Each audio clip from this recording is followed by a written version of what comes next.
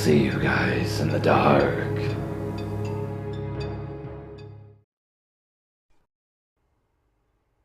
I can fix it.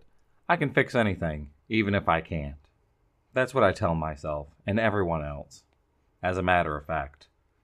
Anyways, I'm Bill. I'm the maintenance guy here at Barnaby's.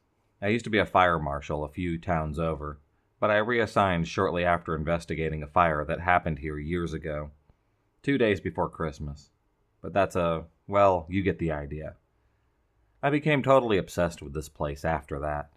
I would purposely drive out of my way on my way back to work just to drive by here. On my days off, I would park my car in the parking lot of the bank across the street and just stare at this building for hours. I'd even dream about it at night. It was really bizarre. Anyways, when I was growing up, I wanted to be a professional dance skater. You know, like the people you see in old school rap videos from the 70s, or in street corners dancing on the roller skates. Yeah, I wanted to do that for a living. But sometimes life has other plans for you. Now I just hang out at the local roller rink every single weekend, Monday and Tuesday nights, as well as Friday nights. The music nowadays kind of sucks, but at least you can dance to it, kind of. Anyways, let me tell you something. I decided to stop by the store one day for some Band-Aids, gauze pads, and peroxide. Some say I'm accident prone. I don't really see it though. I talked to Pat, the owner, and he said that he was looking for a maintenance guy. I thought, here's my opportunity. As I'm fully trained in plumbing and electrical. Yeah, right, I have no idea what I'm doing. I just wing it most days. Don't tell Pat though. Pat agreed to hire me on, and I reassigned from the fire marshal position the same day. It's a lot less money, but there's something about this place. It's like I belong here. Now, as the maintenance guy, I'm responsible for making sure all the cooler cases, lighting units, roll-up doors, deli slicers, ovens, and fryers, among many other things, are all in working condition. Yeah, I know what you're thinking. What about that chicken fryer incident? That was not my fault. If that guy hadn't have accidentally dropped a fountain drink full of ice into the fryer when it was being turned off, that would not have happened. Milani didn't tell you that in her story, now did she? What was he doing with a fountain drink by the fryer in the first place? We're not allowed to eat or drink in the prep areas. Anyways, I'm not supposed to mess with the heating units, the air conditioning systems, or the ventilation systems because I'm not HVAC certified, but that doesn't stop me. I like to push a few buttons every now and then, just to see what happens. Now, just in case you don't know what HVAC stands for. Wait a minute. I didn't even know what it stands for. Give me a moment, I'll look it up. Okay, I got it. It stands for heating, ventilation, and air conditioning. Apparently you have to be trained to work on those things. Yeah, right. I ain't got time for all that. We don't have one of those nice, fancy, digital, temperature-controlled water heaters like the big-name stores do. We still have a boiler. That's right, a boiler, in the basement. Yes, there's a basement, too. It's not a full-size basement, though. More like a 10 to 20-foot room below the store. The entrance to the basement is between both bathroom doors, by the cash office, at the front of the store. Now, just in case you don't know the difference between a water heater and a boiler, we're going to have to look it up yourselves. I got a story to tell you. Now the basement is off limits to the normal employees, but not me. I've never been normal, and I like it that way. But seriously, only Pat, myself, and the HVAC guys are allowed down there. Now let me tell you something, the basement is creepy as hell. I love it though. It's cold, dark, musty, noisy, and smells like decaying mice and foot sweat. I told you I wasn't normal. Anyways, the walls are made of cinder blocks, the floor is made of exposed concrete, and the ceiling is made of metal with various sized water pipes running along it that leak on occasion. There's the boiler, all the compressors, fuse boxes, and a fold-out cot down there. Why a cot, you ask? Well, you see, I live in that basement. It's really not that bad once you get used to the noise and the smell. I have electrical and heat. There's a laundry tub with a working water faucet for when I need to wash up, and a 5-gallon bucket with a lid on it for when I have to use the bathroom late at night when the store is closed and the alarm is on. I've got a microwave, a coffee pot, a CD player, and a portable DVD player. Plus, I live at the grocery store, so I've got all kinds of food whenever I want, as long as I pay for it on payday. Anyways, it was about 5 years ago on a Tuesday, the end of August, around 2:30 p.m. I was down in the basement on break, crocheting a blanket for my mom. Don't laugh at me. I was crocheting the blanket and boogieing down to Time Life's greatest disco hits of the 70s. Casey and the Sunshine Band, the Bee Gees, Donna Summers, the Village People, just to name a few. Disco is going to make a comeback one day. Just wait and see. I was down in the basement and getting down when suddenly I heard several loud bangs that sounded like metal slamming against concrete. I looked behind me and saw the boiler dancing across the floor. Holy jumping Jesus on the dance floor, I said. It's gonna blow. I threw the blanket and ran up the stairs as fast as I could. I burst through the basement door onto the sales floor and screamed, "The boiler's gonna blow! Everybody run!" People began screaming and running for their lives. Some lumberjack-looking guy came hopping out of the bathroom as he tried to pull his pants up. He had pink, lacy women's underwear on with little hearts on them. Wow, you don't see that every day, I thought to myself. Anyways, I knew the boiler was going to blow at any second, and the front door was blocked by people trying to leave. So I ran as fast as I could and did a safe at-third slide to register 8, then crawled underneath to try and shield myself from the blast. I could see through a small crack in the metal. I watched as both bathrooms and cash office exploded as the boiler exploded upwards from below, knocking out the power and sending the store into complete darkness. The security lights came on seconds later. They ran off a generator out back. Anyways, scalding hot boiling water, bricks and pieces of toilet, sinks, urinals, and large chunks of metal and wood flew through the air, as well as all the money in the cash office. The sound of car alarms and blood-curdling screams were heard soon after. Luckily, Candy, Catherine, and Pat were all on the coffee run at the time, so the office was completely empty. You see, we didn't have a safe at the time. We kept all the money locked up in a large wooden cabinet. Yeah, we got one now, though. Anyways, several people were hit by the explosion, sending their several burned, mutilated bodies and body parts through the air as well, landing on displays, shelvings, and the floor. The large pieces of wood and metal slamming down onto their bodies, killing those that weren't dead already. As the scalding hot boiling water poured down, several others began to reach and dive for the falling money. They began to scream in pain as they fell victim to their greed. The water landed on their faces, hands, and clothing. Their skin began to bubble and liquefy as they fell to the floor. Their clothes melt to their body, until there was nothing left but a mound of colored goo and blood on the floor. That vision will forever haunt me in my dreams. I can still hear their screams, even in the daytime. Now let me tell you something. I've seen a lot of burn victims as a member of the fire department, but I never seen anything like this before. 23 people had died that day. Luckily, all the employees were accounted for. Anyways, the water shower slowly diminished. I crawled out from under the register, unharmed. I'm not gonna lie, I grabbed a few handfuls of cash as I stood to check for any of the survivors. I used it to buy a new pair of roller skates, and a couple of outfits like Tony Manero wore in an all-time favorite movie, Saturday Night Fever. You know, John Travolta's character. As I stood up, I saw about 20 people, including several employees standing there, staring at the damage. I turned to my left and saw directly out onto the street. The whole left corner of the building was gone, and there was huge gaping holes in the floor, sunlight pouring in from the outside. Through the opening, I could see damaged cars, dead bodies, and body parts lying on the grass, the sidewalk, and in the road. One guy's body was up in the tree, with a toilet seat cover covering his face. That's a real crappy way to go, I thought. Dust and debris was everywhere. People were screaming and crying as the car alarms blared away. I walked out of the front door, which was still intact. It was missed by mere inches. Some customers walked out with me. Others went to tend to the injured in the store. Now that I saw out in that street, it looked like a war zone.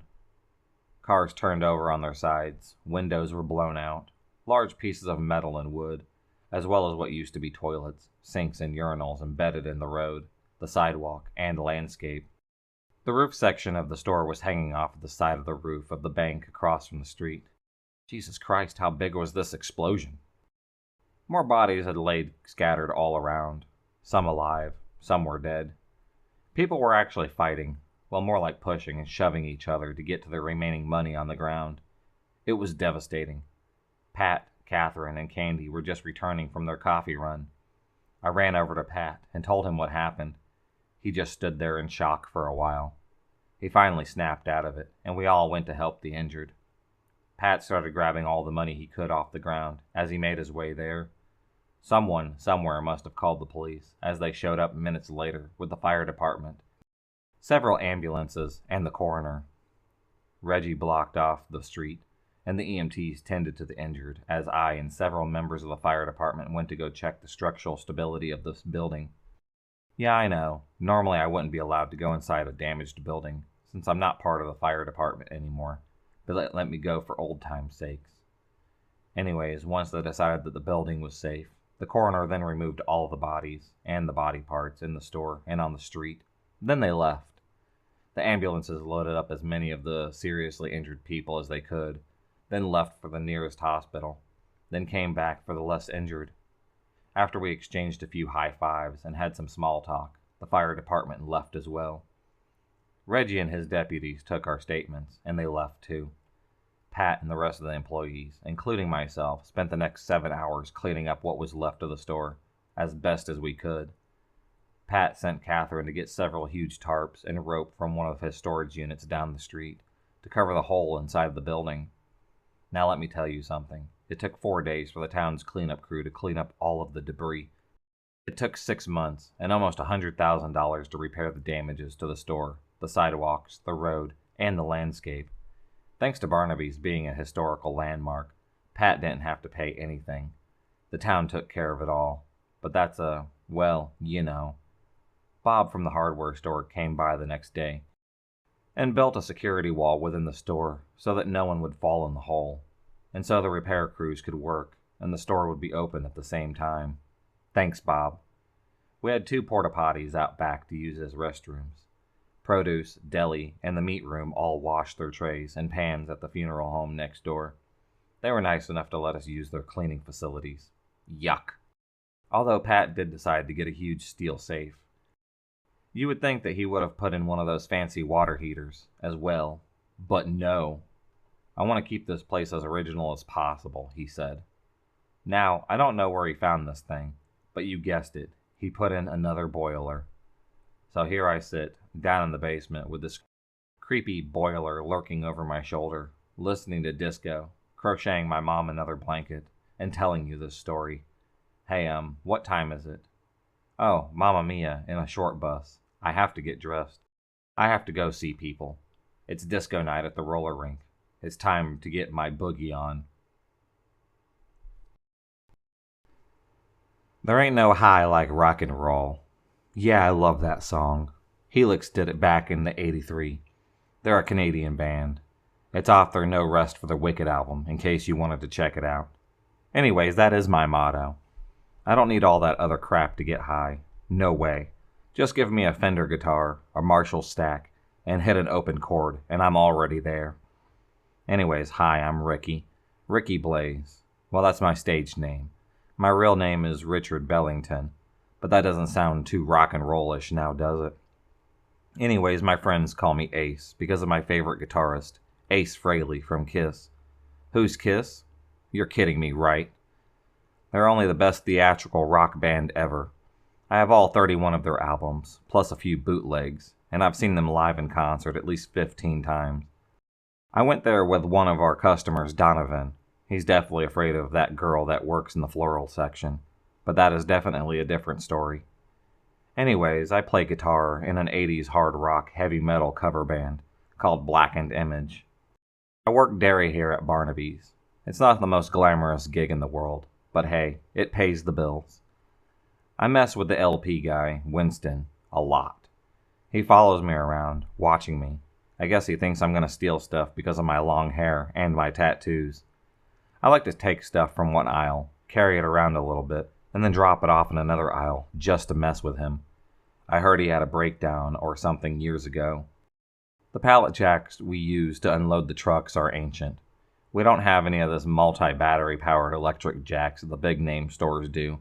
No way. We have manual pallet jacks. For those of you that don't know what a manual pallet jack is, it's a piece of machinery that's used to move pallets from one place to another. It has two metal forks on wheels, connected to a safety bar on wheels, connected to a metal crank handle with an adjustable lever attached to it. You have to manually roll it into the open end of the pallet, then push down the lever and then crank it up by repeatedly pushing the handle up and down. This will raise the pallet. Then pull it to wherever you're going and hope that you're strong enough to pull the 4,000 plus pound pallet that's on it and then push the lever up to lower it into place. It's really a pain in the ass. Anyways, a couple of guys have told me that they turned in stories to Mr. Barnaby about weird and strange things that have happened here. Now this story will rock your socks off. I've never seen anything like this before. I even wrote a song about it. Anyways, before I tell you this, I cannot emphasize enough that I do not use drugs of any sort and gave up drinking 18 years ago. So this was not a hallucination caused by either of the two. Now check this out. It was last August, around 8 o'clock in the morning. There was a full moon the night before. Now everyone knows a full moon brings out the crazies, and a lot of weird stuff happens during that time. Anyways, we just received our dairy truck. Stuart let the driver in, then went out in front for a smoke, leaving just me and the driver alone in the back room. Now our contract with the supplier says that the driver must unload the pallets from the truck and place the pallets on the back room floor, and the associates will put them where they need to go. It's a liability issue or something. I really don't know. He opened up the roll-up door to the truck, and immediately we heard a low squeaking noise coming from inside that truck. I thought it was the refrigeration unit going bad, but I was way wrong. The driver and I put the large metal plank across the opening between the loading dock door and the back of the truck.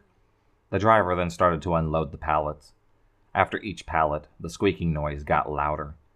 4 pallets of freight, and 3 pallets of milk later, the noise was almost deafening.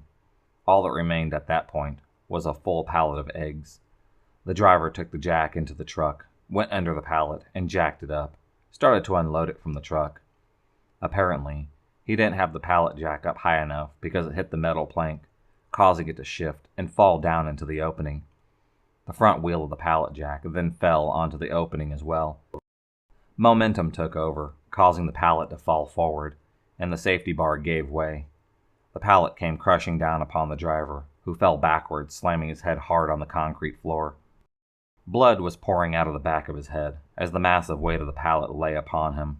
I knew he was probably dead. Anyways, I was standing over the baller when it happened. Tommy and Zeke, who had just got done making a bale, so the baler was empty. I don't mess with that thing unless I absolutely have to. I heard about what happened to Stephanie. Anyways, now brace yourself, because what happened next is something that nightmares are made out of. As the pallet of eggs came crushing down on the driver, the eggs obviously broke. You would have expected whites and yolks to come pouring out of the boxes, but no, it was blood, and lots of it. Suddenly the boxes started to shake. A scratching noise was heard as well. The boxes began to rip open, and these things came flying and crawling out. Dead ones fell out and just laid there on the floor until these things started to eat their bodies. It was gross. Now let me tell you about these things. They were little chicks, but they weren't normal little chicks. They were kind of what looked like a half chick, half bat. I dated a goth chick once. It's kind of the same thing. Well, not really. Never mind. Anyways, they just kept on coming. They were everywhere. They had to be at least 100 of them. They had little chick bodies with little bat wings, a chick head with a bat face, and a beak. These things were cool looking, but mean as hell. I jumped in the baler, closed the safety gate, afraid for my life, as some of them attacked the truck driver's dead carcass, while others completely annihilated the back room. They ripped up the driver's flesh, tore apart his arms, his neck, and his face, pulling the skin and tissue straight off the bone, eating it. Blood was everywhere. It was horrifying. Through the safety gate, I saw them finish off the driver, until there was nothing left but skeletal remains. Meanwhile, the others were tearing open bags of sugar, boxes of cereal, and cases of water, among other things, creating a huge mess all over the backroom floor. I pulled out my phone, called 911. I didn't really know how to explain what was going on, so I just told them that there was an accident, and to send out the cops, the coroner, and animal control. I hung up from them just in time to see one of those things fly into a 2-liter bottle of Coke. Its beak penetrated the bottle, and pressure blew him and the soda straight across the room, slamming it into the bay doors. That was pretty hilarious. I had to hold back the laughter so that they wouldn't find me hiding in the baler. Anyways, the little guy was okay though. He got up, shook it off, and went back to eating stuff. The cops and animal control showed up about 10 minutes later. Sirens were blaring. I guess the sirens hurt their ears because they all stopped at the same time. They let out a blood-curdling squeak in unison. Some ran for small openings between the fallen pallet and the bay door, trying to escape through the field behind the store. Others ran through the double door into the sales floor. Horrific screams of terror could be heard soon after. I opened the safety gate and climbed out of the baler. I ran to the bay door and saw these things running in a pack, through the field and heading towards the neighboring housing development. There was nothing that I could do. I turned around and headed for the sales floor. The screams were getting louder and more intense. I walked through the doors, turned to the corner, and saw that I can only describe as the attacking scene from The Birds. That old Alfred Hitchcock film. Vertigo, Psycho, Rear Window, nothing. Never mind. Groups of these things were attacking the customers and eating them, just like the truck driver. People were running and screaming, jumping over the bodies, as these things tore at the hair and clothing until they succumbed to their attack and fell down. I hid behind a huge Velveeta cheese display so that they couldn't see me. Suddenly, multiple gunshots could be heard. Many large metal canisters came flying from the front of the store, smashing into walls, displays, and the floor, releasing what I assumed was a tranquilizer gas into the air. I began to cough violently and soon passed out. I woke up about a half an hour later in the back of an ambulance. The doors were wide open, and from my point of view, I could see multiple ambulances and coroner vehicles. EMTs and coroner personnel were loading bodies into the back of them. Animal control personnel were pushing huge boxes that read hazardous waste on the side. They loaded it into the back of the flatbed truck, then left. The ambulances and coroners left as well. The cops came and took my statement. They left too. I was released from the ambulance, and there was nothing physically wrong with me. I stood there in the parking lot with the other people. Some employees, some customers. People were crying, shaking, and talking about what had happened. I was just glad to be alive. For some strange reason, the cops didn't shut down the store this time. They told Pat that it was safe to go back to work. That was odd. Pat did shut down the store for a little while, though. He made Steven and the rest of us clean up the mess on the sales floor and the back room, then opened the store back up about an hour later. By this time, it was around 12:30. I was getting hungry, so I decided to go take my lunch. After all that, you wouldn't think that I would be hungry, but I've got a stomach of steel. I watch too many horror movies for stuff like that to even affect me. Anyways, I went into the cooler, grabbed my lunch bag. Ironically, my girlfriend made me chicken salad sandwich with some chips. I know, right? I sat down on the break room table and started to eat. Suddenly, I heard a little squeaking noise coming from behind the trash can. I thought to myself, not again. I grabbed somebody's umbrella that was sitting by the wall and prepared to beat the living crap out of this thing if it tried to attack me. I gently moved the trash can away to find a little chick. A normal little chick just sitting there, shaking and chirping like it was scared. I picked him up and fed him some of my sandwich. If he only knew. I guess he was hungry because he stopped chirping at this point. I kept him in my jacket pocket till the end of my shift, and then I took him home with me. I bring him to all of our band practices, and we're thinking about making him the band mascot. What do you guys think? Anyways, it took me a while to come up with a name for him. Then I thought about it. I decided to name him Gizmo. If you enjoyed this video, please subscribe, like, and hit the bell for notifications on future videos, and become a stalker of the night. And I'll see you next time.